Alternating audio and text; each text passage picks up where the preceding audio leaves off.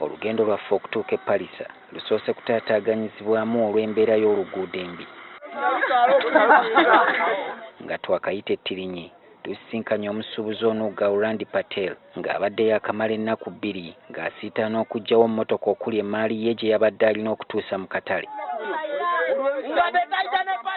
Newankubadde abatuuze baafubye okumuyambako baasiye ensaano ku mazzi era emmotoka endala n'etumwa okumudduukirira.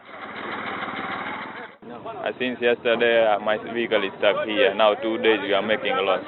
Now again, I'm going to pay these people double work. Now that is double loss in my business. Motoka endala nazo okumalako olwabadde lutalo. Abatayinza kuwalampa Mweramannyo bakira bapangisawo bugaali okubatambuza. Abatuuze kuno batutegeezezza nti eno y'embeera mwe bawangaalira.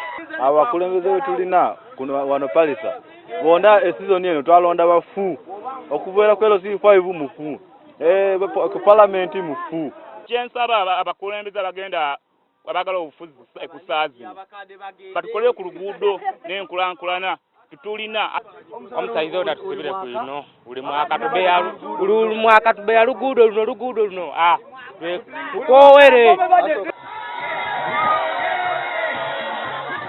Eno nno yali Ssaabaminisita Mama Mbabazi gy'amaze olunaku lwe olusoose kakyawummuzaamu kakuyegewe.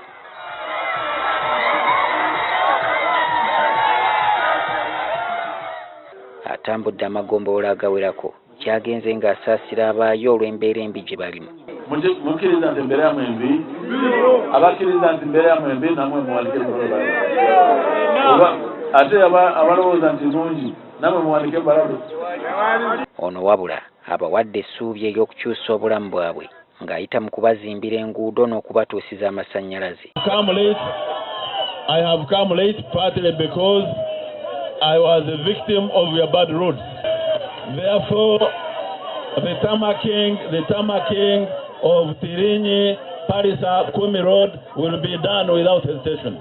Obulimi kye kimu ku bintu ebyettanirwa ennyaabe n'okukwasa kasimbi. Ebirime bingi ebikungulwa wano mu disitulikiti y'e Palisa wabula ng'oggyeko embeera y'amakubo embi mwe batayinza bitambuliza bulungi ne gye babitereka nayo bagamba nti si walungi. Kino ye Mama Mbabazi agamba nti asobola okukibalongooseza. Tujja kuteekako olusayiro tuyita kimulwafu amasitoowa aga gavumenti byonna by'omaze okukungula ate olina ebyokutunda oyinza okubitwala wa mu sitoowa kakati bwe bateeka bakuwa risiiti. Abavubuka bamubuuzizza enteekateeka gy'alina gye bali okubajja mu ddubi ly'obwavu. Pulogulaamu eyange kwe kulaba nti mu myaka 5 eno tutegeka abo abanaatwala obukulembeze bw'eggwanga okutuddiraho. Mbabazi olunaku lw'enkya waakubeera Iganga. Solomon Kaweesa, NTV Akawungeezi.